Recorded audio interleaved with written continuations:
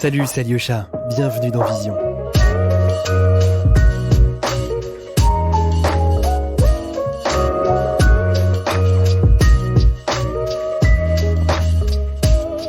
Ce podcast a été propulsé par Adobe.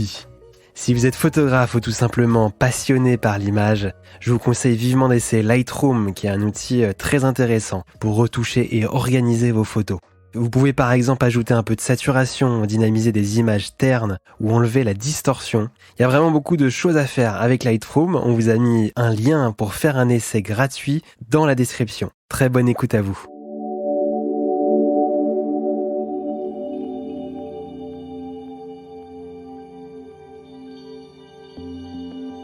Alors je vais vous décrire une image, mais je vais aussi vous parler de la façon dont elle est présentée. C'est parce que je porte une attention assez particulière à la façon dont je montre mon travail et que généralement j'intègre ces intentions de restitution à ma réflexion autour du médium. Alors c'est une image qui a été réalisée en 2015 et qui est l'une des premières de la série Horizon, et cette image figure en couverture du livre du même nom. Alors cette image se définit avant tout par sa couleur. Donc les deux tiers inférieurs sont un aplat de teinte rouge sang dans lequel on devine des petites variations aux nuances magenta. Le tiers supérieur est quant à lui d'une tonalité très foncée, presque noire, avec des reflets rougeâtres. Alors la transition entre ces deux masses de couleurs se fait de façon dégradée, plutôt diffuse, sur une ligne assez ténue qui suit la forme d'un arc à peine prononcé, qui nous rappelle un petit peu la courbure de l'horizon. Alors autour de ces aplats, on a un filet noir de quelques centimètres qui encadre l'image, et dans l'épaisseur de ce filet, à droite, 5 caractères orangés nous en disent un peu plus. Alors on peut y lire le mot Kodak, et on comprend alors que cette image est un agrandissement d'un négatif couleur sur lequel maintenant on devine des petites aspérités dans l'émulsion qui sont les stigmates en fait des pinces laissées dans l'émulsion au moment du développement. Alors c'est une photo qui fait à peu près 120 cm de large sur 95 cm de haut, et qui est découpée en respectant à la fois les encoches et la forme du négatif 4:5. Cette image est montée sur un support flottant qui lui donne un effet un peu de profondeur. L'image n'est pas contre-collée, donc on sent vraiment l'épaisseur et la tenue du papier. Et puis cette image, elle est enchâssée dans un cadre en bois qui est peint en blanc. Alors globalement, on a une sensation de flou assez manifeste, et par l'absence même de sujet, je dirais que l'idée de cette image, de ce projet en tout cas, c'était d'interroger la représentation. On a comme une sensation d'espace un peu insaisissable qui pourrait être une invitation à la rêverie.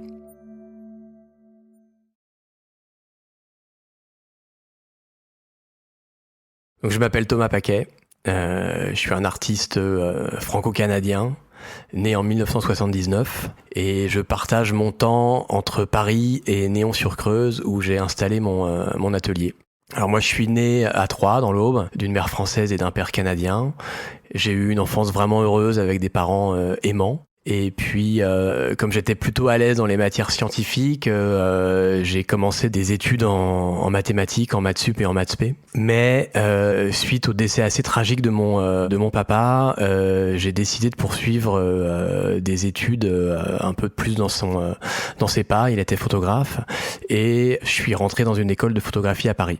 Alors, ma formation s'est poursuivie sur le terrain. J'ai assisté à un grand nombre de photographes de mode, de beauté, de nature morte. Et puis, je me suis aussi, moi, lancé dans une carrière de photographe commercial dans le monde du luxe. Et puis, en parallèle, j'ai toujours poursuivi une recherche vraiment plus personnelle qui m'a amené vers l'envie de découvrir et d'explorer la matière photographique, les procédés argentiques traditionnels.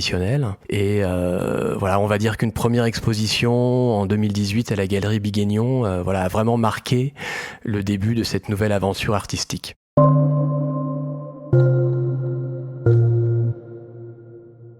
Ma première rencontre avec la photographie remonte à mon enfance. Mon père pratiquait la photographie et il avait installé un laboratoire noir et blanc dans la cave de notre appartement.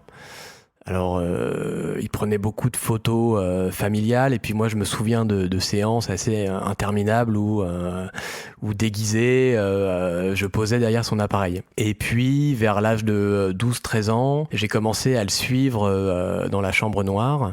Et puis là, j'ai vraiment des souvenirs encore très précis du lieu, enfin en tout cas du lieu éclairé à la lampe inactinique. Alors la lampe inactinique, c'est ces lumières rouges qui inondent les laboratoires. Et puis il y avait aussi une odeur de bain assez prégnante. Mais c'est surtout cette expérience assez magique de voir apparaître une image sur une feuille de papier blanche. C'est assez magique, surtout dans les yeux d'un môme. Enfin, il y a quelque chose d'assez dingue comme expérience. Et puis ça, vraiment, c'est quelque chose qui m'a marqué. On a vraiment une sensation d'être un petit peu hors du temps dans un laboratoire, coupé du monde extérieur. Et puis, c'est aussi des souvenirs de moments passés avec mon père. Donc voilà, c'est toujours émouvant quoi, de se remémorer ces instants-là. Voilà, et puis plus tard, j'ai eu envie d'en savoir un petit peu plus sur la prise de vue. Et là, mon père m'a enseigné les premiers rudiments de techniques de prise de vue. Et puis, à 17 ans, avant un premier voyage au Portugal et en Espagne, il m'a offert son appareil. Donc, c'est un Nikon, un Nikormat. Un appareil que j'ai toujours, un appareil super robuste en métal, que j'ai traîné les premières années. Et puis, comme on avait tout ce matériel à dispo à la maison, rapidement, j'ai eu envie de développer mes films et de réaliser mes premiers tirages.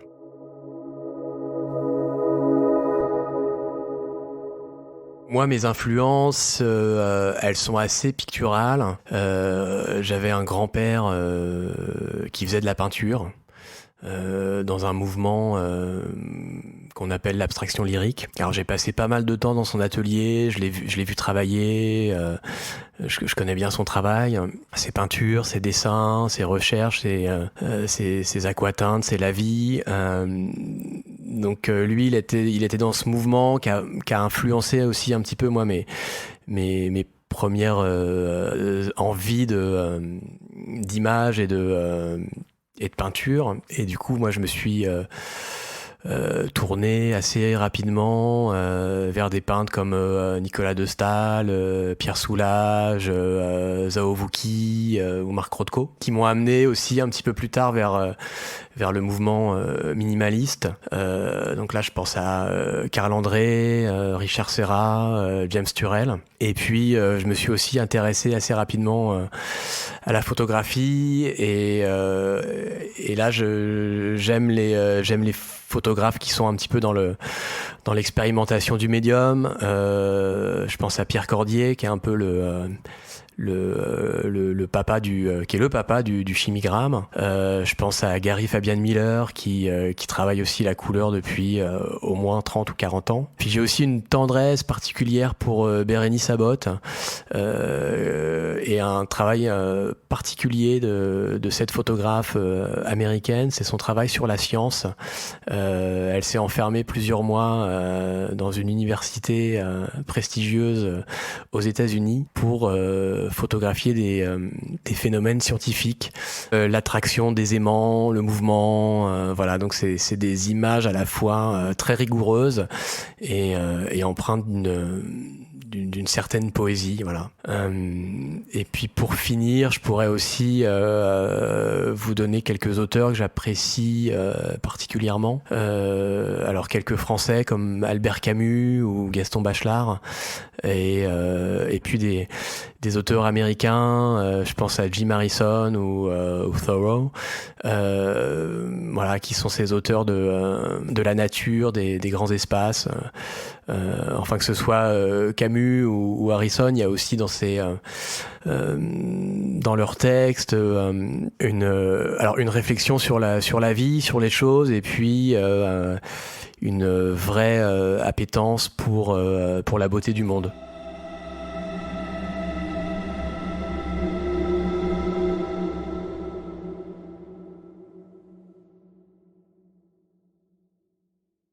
Depuis plusieurs années, j'ai entrepris un travail d'étude photographique autour de ces caractéristiques fondamentales, qui sont donc la lumière et le temps. Et en combinant à la fois des dispositifs photographiques et des procédés argentiques traditionnels, je dirais que mon approche de la photographie, elle tend vers une certaine forme d'expérimentation du médium. Alors je vais jouer avec la répétition, je vais jouer avec les cycles, avec les couleurs, les matières ou les supports. Mais avant tout, en fait, il y a une vraie envie et un besoin de créer une forme de langage et de faire émerger chez le spectateur une sensation proche de la méditation, de créer une forme de poésie visuelle, de vibration ou d'émotion. Alors visuellement, ça donne des images avec beaucoup d'aplats de couleurs, des lignes, des répétitions d'arcs, des cercles, des points, des ellipses. Disons qu'il y a une vraie tendance au minimalisme ou à l'abstraction. Et puis, mon approche de la photographie, elle est avant tout artisanale et axée vers la réalisation de pièces uniques ou alors de très petites éditions. Alors à de très rares exceptions, je réalise moi-même l'intégralité du travail en chambre noire. Donc je prépare les chimies, je développe les films, je réalise des tirages, j'enduis certains de mes papiers, je vernis des plaques.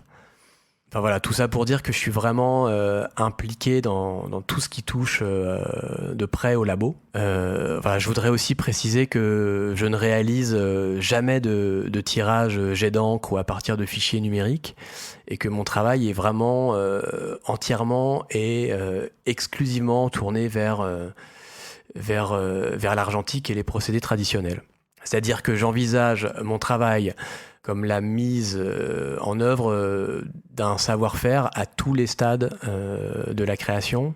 Donc je le disais, vraiment de la préparation des chimies, à la mise en place d'un protocole, jusqu'à la réalisation des œuvres et leur restitution, quoi, ou leur présentation.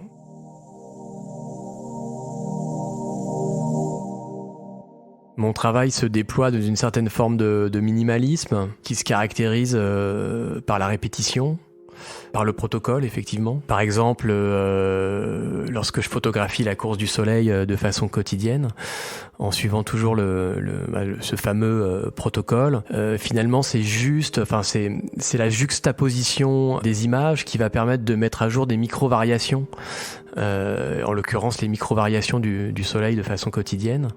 Donc pour moi, la séquence, c'est un marqueur qui inscrit mon travail dans une démarche temporelle où la répétition permanente des cycles va se confronter avec la succession de moments singuliers. Pour le dire plus simplement, chaque moment est différent, mais chaque moment s'inscrit dans un flux permanent et immuable. Dans mon processus de travail, on peut discerner plusieurs moments. Un premier moment, c'est la conceptualisation.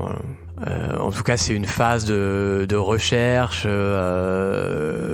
qui va me permettre de développer une idée, de trouver un sujet. Ensuite, il y a une partie consacrée à la captation d'un phénomène. Classiquement, je pourrais parler de prise de vue, mais dans mon cas, je me suis débarrassé de l'appareil photo dans nombreux projets. Alors du coup, je parle plus volontiers d'enregistrement ou de captation. Alors là, pour cette partie du travail, généralement, je vais fabriquer un outil.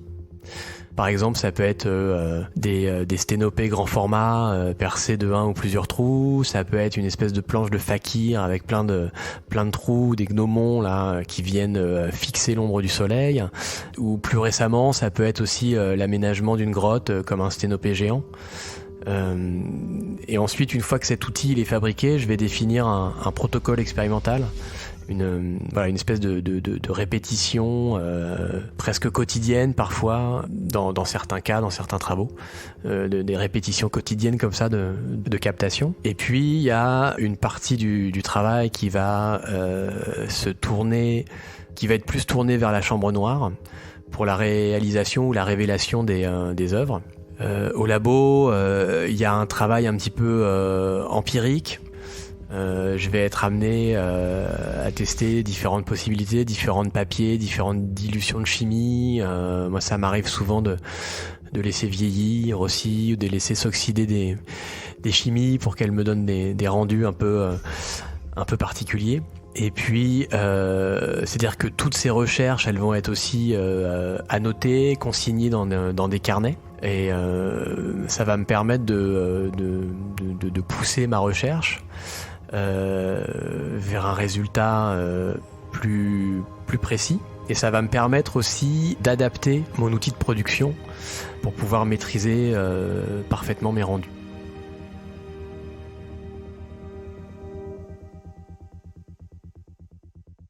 Expérimenter la matière, c'est avant tout un plaisir. C'est vraiment le plaisir de travailler avec ses mains, de répéter des gestes et d'être en contact avec le papier, avec le verre, le métal ou la chimie. Disons que c'est important pour moi, dans une approche globale, vraiment de maîtriser tous ces outils.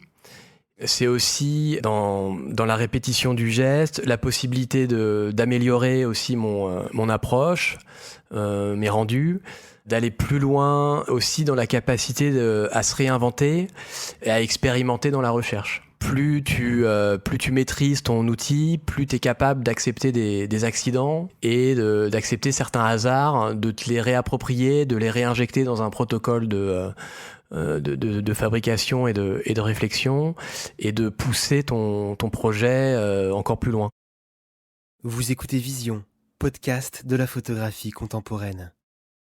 Pour bien comprendre mon rapport au temps en photographie, je voulais préciser aux auditeurs que les temps de pause que je mets à l'œuvre pour mes projets sont parfois très longs. Alors ça peut aller de quelques heures à plusieurs jours d'exposition.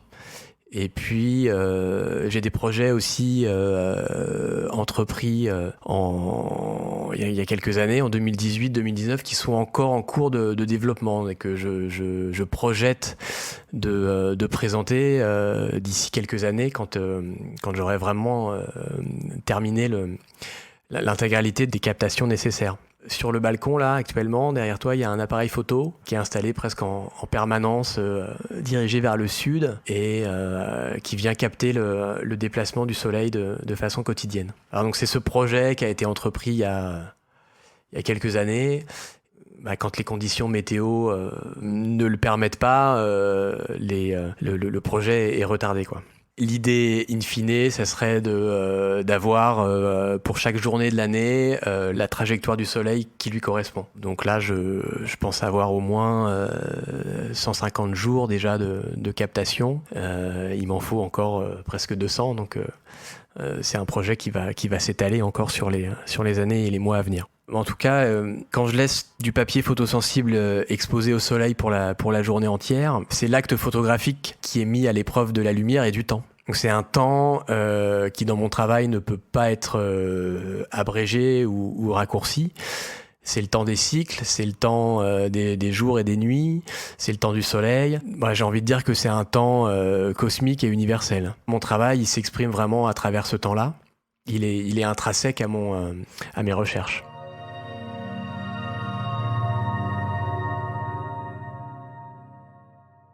Pour rebondir sur une considération de Roland Barthes sur la photographie, qui écrit que la photographie serait un enregistrement intégral du réel, finalement comme un calque qui restituerait son référent sous une forme de certificat d'authentification.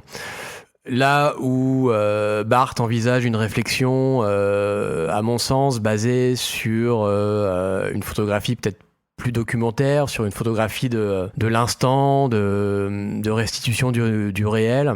C'est vrai que pour reprendre cette image, le calque, on va le superposer à une réalité à un moment T, à un moment décisif.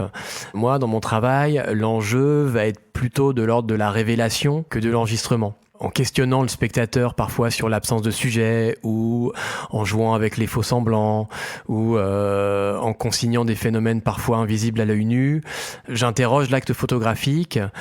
Et j'invite aussi par là même le spectateur à s'interroger sur sa représentation. À la fois, je montre avoir comme je le disais, des images ou des formes qui tendent vers une certaine forme d'abstraction. Et en même temps, tous les phénomènes que j'enregistre ou que je consigne nous viennent du réel.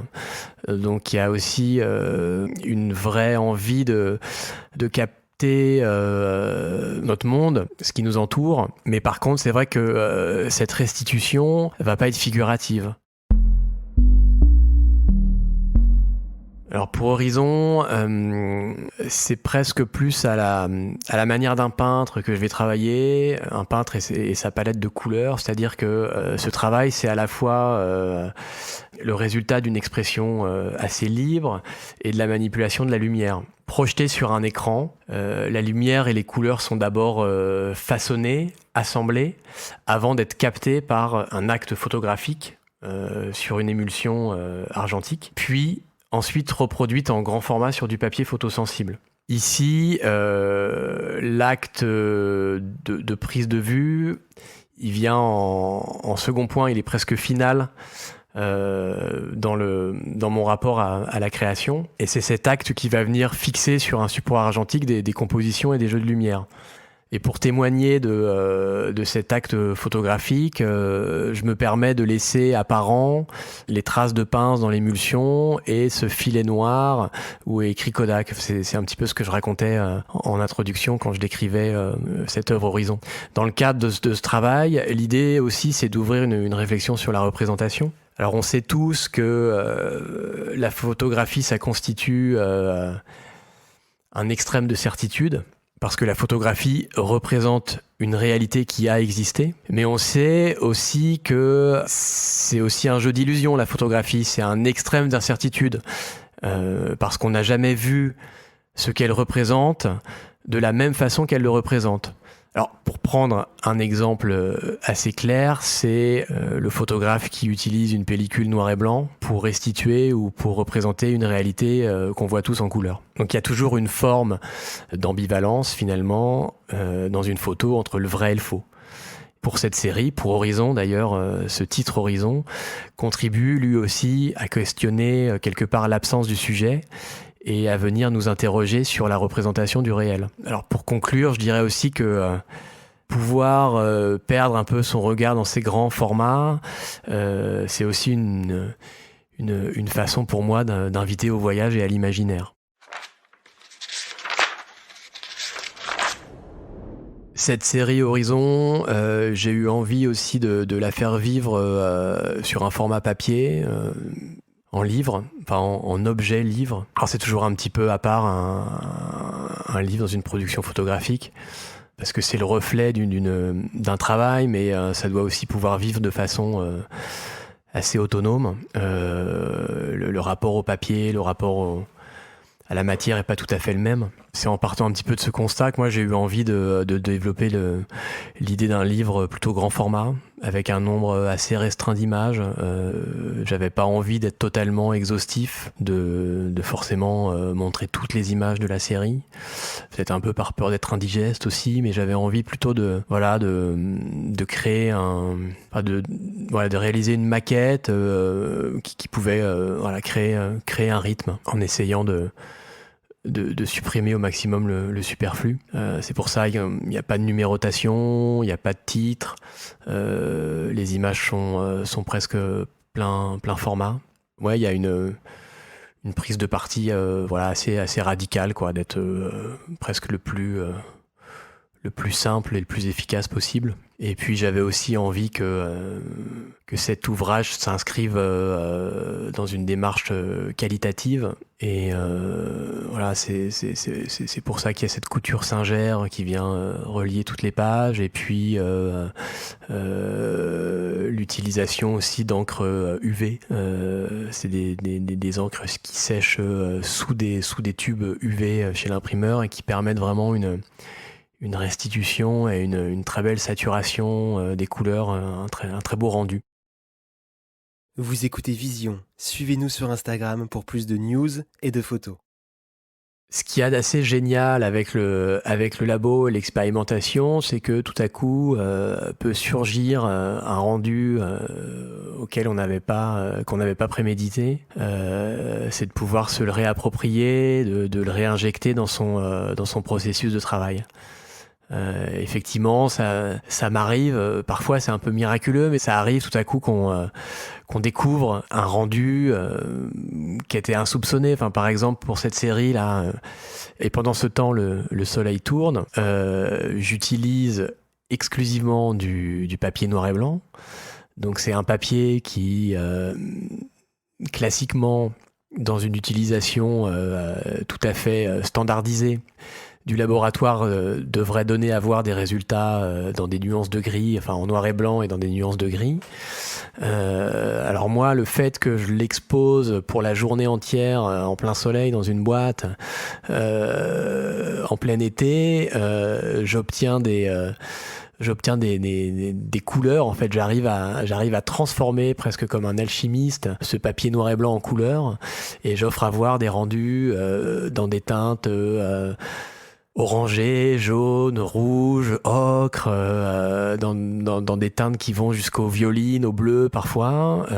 Et c'est vrai que la première fois que je vis ça au labo, c'est un peu une découverte un peu magique, quoi. Il y a effectivement là, il y a presque un apport un peu du hasard. Alors du hasard, il y a plusieurs interactions finalement avec ce mot hasard. Il y a cette possibilité tout à coup au laboratoire de faire surgir un rendu inattendu. Et puis le hasard aussi, il est dans mon cas inhérent un petit peu à la météo, j'ai envie de dire. Quand j'expose une grande feuille de papier dans une boîte pour la journée, j'ai besoin des UV, j'ai besoin du soleil. Et puis, si un nuage vient voiler le soleil, tout à coup, je vais avoir une rupture, je vais avoir un accident sur mon rendu. Et voilà, ça fait partie aussi un petit peu de la magie de mon travail et de la photographie.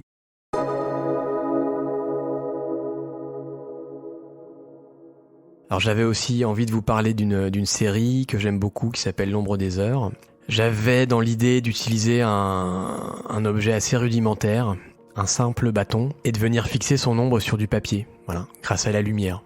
Pour ce travail, j'ai utilisé la technique du cyanotype et j'ai commencé à exposer mes feuilles photosensibles de façon systématique en répétant la captation de l'ombre du gnomon. Alors le gnomon, c'est ce bâton dont je parlais, c'est l'aiguille du cadran solaire. Et je viens répéter cette captation au fil des heures à intervalles réguliers. Alors quand je dis systématique, c'est parce que j'opère vraiment toujours de la même façon. J'ai un protocole, toutes les feuilles sont percées d'un petit trou à leur base, ce qui me permet d'y glisser l'aiguille. Et puis ces feuilles ensuite, elles sont tout le temps orientées de la même façon, dans une même direction, dans un axe nord-sud, qui me permettent leur exposition au moment du midi solaire, quand le soleil est au zénith, le plus haut dans le ciel.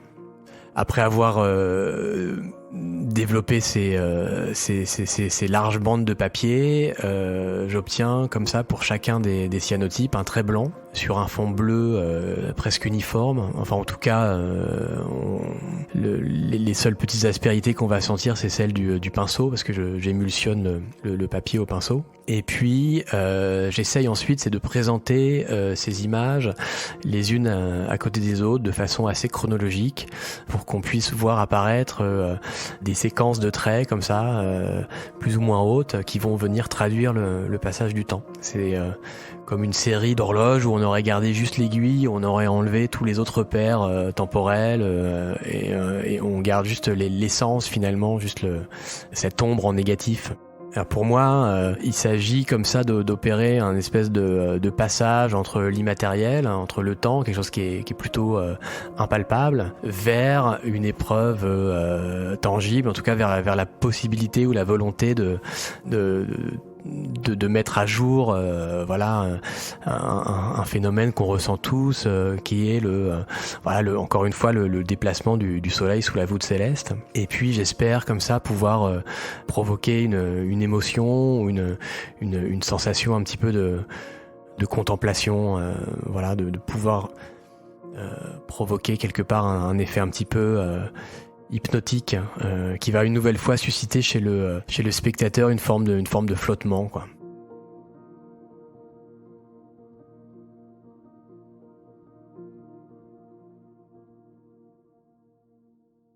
Ce que j'essaie de produire aussi, c'est de rendre le spectateur présent au monde. Enfin, en tout cas, j'essaie d'opérer un subtil mélange entre science et poésie.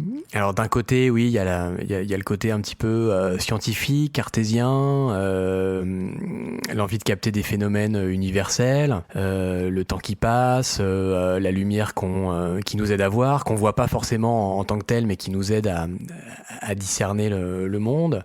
Et puis la photographie aussi, c'est un médium qui traduit des phénomènes physiques et chimiques, donc on est vraiment dans ce côté un petit peu scientifique. Et puis d'un autre côté, il y a la poésie, il y a la lumière, l'espace, le temps, enfin toutes ces notions qui sont constitutives à la photo, mais qui font aussi partie du champ lexical poétique, qui définissent aussi mon travail et mon besoin de traduire une émotion. Dans l'acte photographique, on devine une espèce de quête, une forme de quête. Et d'ailleurs, la photographie, par son acte même, je pense qu'elle nous rend présents au monde. Enfin, elle nous permet aussi à un moment d'être dans une espèce d'arrêt, comme ça, du temps, des activités pour être présent à quelque chose. Et enfin, en tout cas, chez moi, c'est vraiment c'est une joie de pouvoir me saisir du sensible, de pouvoir l'appréhender, quoi.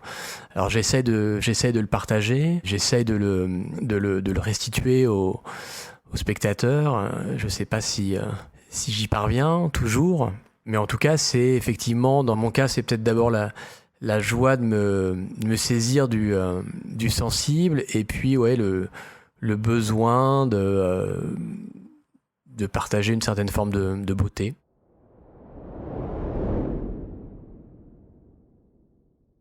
Je disais effectivement avant que j'essayais au maximum de tout réaliser par mes propres moyens au labo.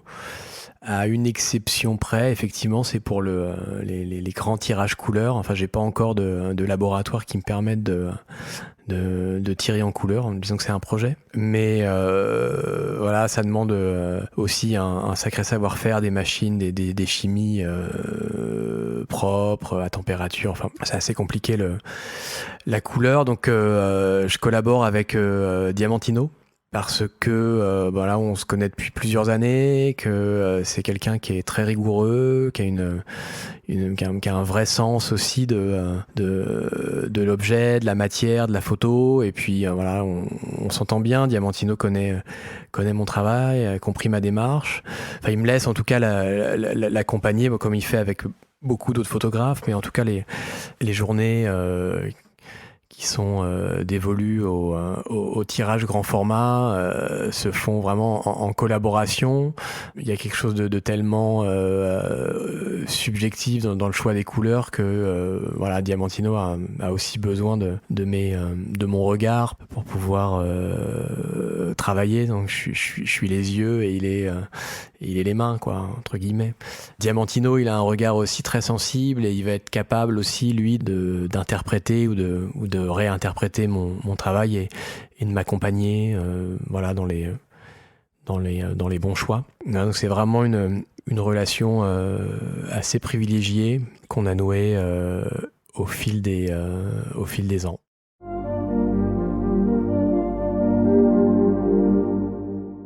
Je vois un futur double à la photographie, avec d'un côté un monde toujours plus saturé d'images, dans un univers vraiment chamboulé par la vitesse de l'information.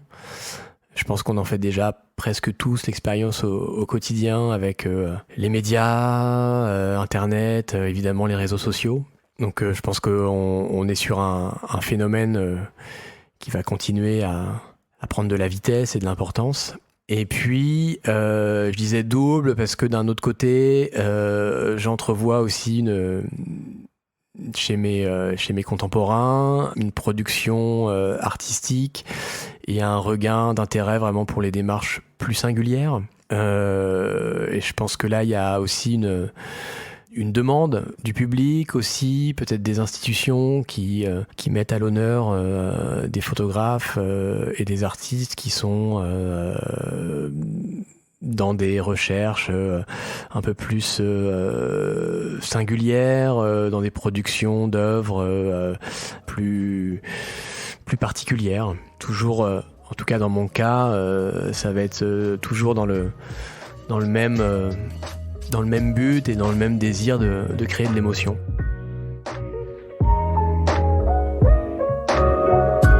Merci d'avoir écouté Vision. Si le podcast vous a plu, abonnez-vous et partagez-le autour de vous. Laissez-nous une note et votre avis. Ça nous aide beaucoup.